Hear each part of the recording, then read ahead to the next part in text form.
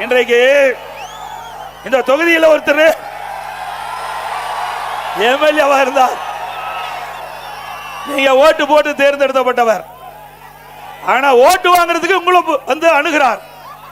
ஆனா ராஜினாமா பண்றதுக்கு கேட்டாரா? ஆனா அதை பத்தி கவலைப்படாதீங்க. அண்ணா திமுக ஆட்சி மலர்ந்த உடனே கோபிச்செட்டிப்பாளையம் தொகுதி எடப்பாடி தொகுதிக்கு மேல வளரும். தமிழகத்திலே முதன்மையான தொகுதியாக கோபிச்செட்டிப்பாளையம் தொகுதி வருவதற்கு அனைத்து நடவடிக்கை எடுக்கப்படும். இன்றைக்கு கோபியில் இருக்கிற ஒருத்தர், அவரை பற்றி சில செய்தி சொல்லி ஆகணும். இதுல என்ன, இது புள்ளி உரமா நீங்கள் தெரிந்து கொள்ள வேண்டும். கோபி சட்டமன்ற தொகுதிக்கின்ற வாக்காளர் பெருமக்கள் பொதுமக்கள் தெரிந்து கொள்ள என்பதற்காக எல்இடி திரையில சில செய்திகளை நான் வெளியிடுறேன். நம்முடைய எல்இடி திரையில தயாரா இருங்க. முதல்ல அத்திக்கட அவனாசி திட்டத்திற்கு எல்லா பல்வேறு கட்சி சேர்ந்தவர்கள் எல்லாம் நிகழ்ச்சியில பங்கு பெற்றாங்க. ஆனா இந்த தொகுதி எம்எல்ஏ அதுல பங்கு பெறல. அந்த காட்சியை எல்இடி திரையில பாருங்க. அத்திக்கடவு அவிநாசி திட்ட கூட்டமைப்பு என்பது அரசியல் கட்சியை சார்ந்தது அல்ல. இதில் பல்வேறு அரசியல் கட்சியை சார்ந்த விவசாயிகளும் தாங்கள் விவசாயிகள் என்று ஒரே கொடியின் கீழ் இணைந்து எங்களுடைய வாழ்க்கை போராட்டமான அத்திக்கடவை நீரை தேடுவதற்காகத்தான் இந்த கூட்டமைப்பு உருவாக்கப்பட்டது. இந்த கூட்டமைப்பு இந்த நிகழ்விற்காக அனைவருக்கும் நாங்கள் அழைப்பு கொடுத்திருந்தோம். அதே மாதிரி செங்கோட்டையன் ஐயா அவர்களுக்கும் அழைப்பு கொடுத்திருந்தோம். இந்த நிகழ்வு, இந்த நோட்டீஸில் படம் போலின்னு சொல்ற அந்த கேள்வி எல்லாமே அதை பொறுத்தளவுக்கு நாங்கள் அரசியல் கட்சி சார்ந்தவர்கள் அல்ல. இந்த அத்திக்கடவு அவனாசி திட்டத்தை பொதுச்செயலாளர் கலந்து கொண்ட நிகழ்ச்சி நீங்க புறக்கணிச்சுதான் அவர் கொடுத்தார். இந்த அத்திக்கட அவனாசி திட்டத்திற்கு ஏன் நீங்க கலந்து கொள்ளலன்னு சொன்னா, அந்த அத்திக்கட அவனாசி திட்டத்துல பேக்டோ இருந்தது. அதுல தலைவர் படமும் அம்மா படம் இல்ல, அதனால வல்லினாங்க. ஆனா இப்ப யார் படத்தை வச்சுக்கிட்டு போய் கட்சியில மாற்று கட்சியில சேர்ந்தீங்க? உங்களுக்கு அடையாளம் கொடுத்தது அண்ணா திமுக, உங்களுக்கு பதவி கொடுத்தது அண்ணா திமுக. இதே கோபிச்செட்டிப்பாளையத்தில் பள்ளி நிகழ்ச்சி, அந்த அரசு பள்ளி நிகழ்ச்சியில அம்மா படமும் இல்ல, தலைவர் படம் இல்ல, அதுல விலையில்லா சைக்கிள் கொடுக்கின்ற காட்சி எல்இடி திரையில பாருங்க. கருணாநிதி படம், திரு ஸ்டாலின் படம் தான் இருக்குது. அப்பவே பிடிஎம் வேலையை ஆரம்பிச்சுட்டார். இது பாருங்க, இது சைக்கிள் கொடுக்கிற அந்த குழந்தைகள் அமர்ந்திருக்கின்ற காட்சி. திரு ஸ்டாலின் படம் தான் இருக்குது. அம்மா படமும் தலைவர் படமும் எங்கே இருக்கின்றது? ஆக வேண்டுமென்றே திட்டமிட்டு அந்த பல்வேறு கட்சி தலைவர்கள், அண்ணா திமுக மட்டும் இல்ல, பல்வேறு அரசியல் கட்சி தலைவர்கள், பல விவசாய சங்க தலைவர்கள், அனைத்து இந்திய அண்ணா திராவிட முன்னேற்ற கழக ஆட்சியில் தான் நாங்கள் 50 ஆண்டு காலம் போராடி வந்த அத்திக்கட அவனாசி திட்டத்தை நிறைவேற்றி தந்தீர்கள். அதனால் அண்ணா திமுகவுக்கு பாராட்டு விழா நடத்துகிறோம் என்று அவனாசிலே பாராட்டு விழா நடத்தினார்கள். அந்த கூட்டத்தை புறக்கணித்தவர் தான் இந்த தொகுதியினுடைய முன்னாள், இப்போ எம்எல்ஏ இல்ல, முன்னாள் எம்எல்ஏ. இவரா உங்களுக்கு நன்மை செய்ய போறார். எவ்வளவு கஷ்டப்பட்டு இந்த திட்டத்தை கொண்டு வந்து நான் நிறைவேற்றினேன். எதிர்கட்சிக்காரர்கள் நம்மை மதிக்கின்றார்கள். நம்ம கட்சியிலிருந்து தேர்ந்தெடுக்கப்பட்ட ஒருவர் நம்முடைய பொதுச் செயலாளர் கலக்கின்ற அந்த கூட்டத்தில் கூட கலந்து கொள்ளவில்லை என்றால் இந்த மக்கள் மீது அக்கறை கொண்டவரா? அண்மையில் ஒரு மாசத்துக்கு மீது நினைக்கிறேன், அவர் நான் மனம் திறந்து பேட்டி கொடுப்பார். கட்சி கட்டுப்பாட்டை மீறி ஏற்கனவே வேறொரு இயக்கத்தினுடைய முக்கிய பிரமுகர்களை சந்திச்சார். அதே தவறு, அதையும் நாங்கள் கண்டுகொள்ளவில்லை. அத்திக்கட அவனாசி திட்டத்திலே பங்கு பெறவில்லை, அதையும் நாங்கள் கண்டுகொள்ளாமல் தான் இருந்தோம். அவருக்கும் உண்டான மரியாதையை நாங்கள் கொடுத்தோம். ஆனால் அவர் திருந்தவாடி அல்ல. அதற்கு மாறாக நான் மனம் திறந்து பேசுகிறேன் என்று சொல்லி இங்கே கோபிச்செட்டிப்பாளையத்திலே ஒரு பேட்டி கொடுக்கிறார். அந்த பேட்டியிலே அவர் சொன்ன செய்தி அங்க எல்இடி திரைக்காட்சியில பாருங்க. காலக்கெடு வைத்திருக்கிறேன், இதற்கு ஒரு காலக்கெடு வைத்திருக்கிறேன், இதற்கு ஒரு காலக்கெடு வைத்திருக்கிறேன். ஆக கெடு விதித்திருக்கிறார்.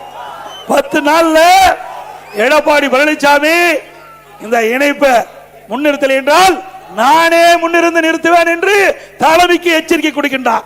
அப்படிப்பட்டவரை நாங்கள் எப்படி இயக்கத்திலே தொடர முடியும்? அப்படிப்பட்டவரை எப்படி இயக்கத்திலே தொடர்வதற்கு தலைமை அனுமதிக்கும் என்பதை எண்ணிப்பார்கள்.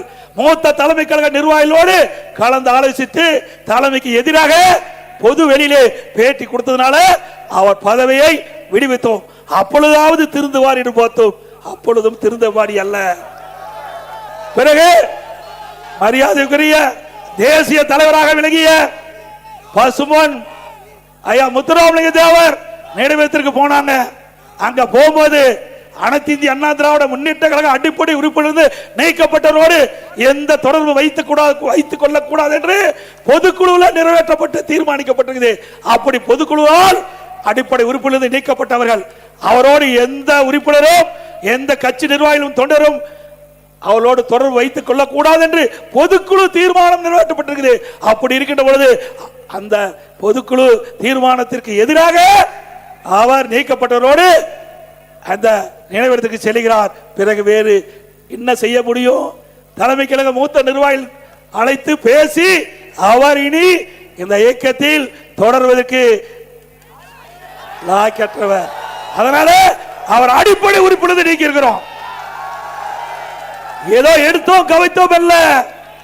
ஆனால் அவர் வேண்டுமென்றே திட்டமிட்டு கிட்டத்தட்ட 2-3 ஆண்டு காலமாக இயக்கத்துக்குள் இருந்து இயக்கத்திற்கு எதிராக செயல்பட்டவர், இயக்கத்துக்கு துரோகம் விளைவித்தவர்.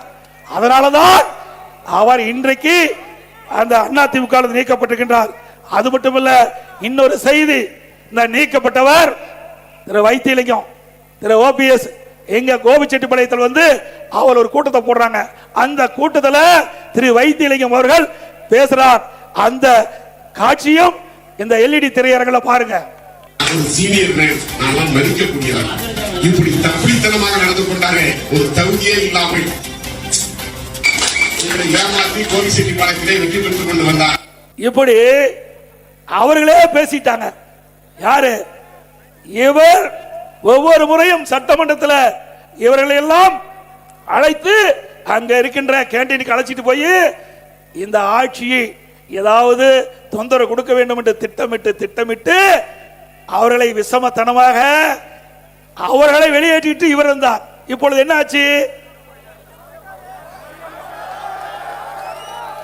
என்னைக்கு நல்லது செஞ்சா நல்லது நடக்கும், கெட்டது செஞ்சா ஆக இந்த இயக்கத்திற்கு யார் துரோகம் செய்கிறார்களோ அவரெல்லாம் ஆண்டவன் பார்த்துக் கொள்வான்.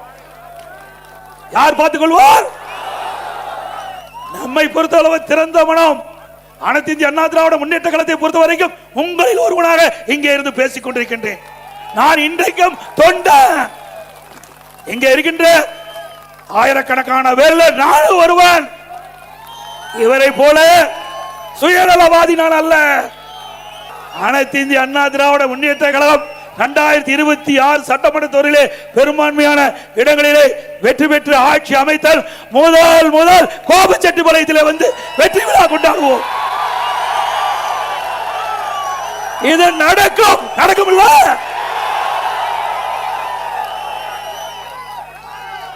இப்போ மாற்று கட்சிக்கு போயிருக்கிறார். எங்கிருந்தாலும் வாழ்க.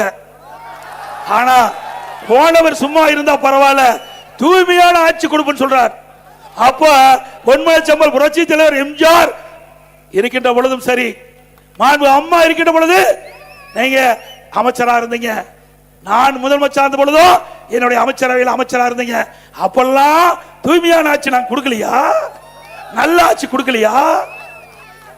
ஆக வேண்டுமென்றே திட்டமிட்டு துண்ட மாத்தினா அவருடைய கருத்து மாறி போச்சு.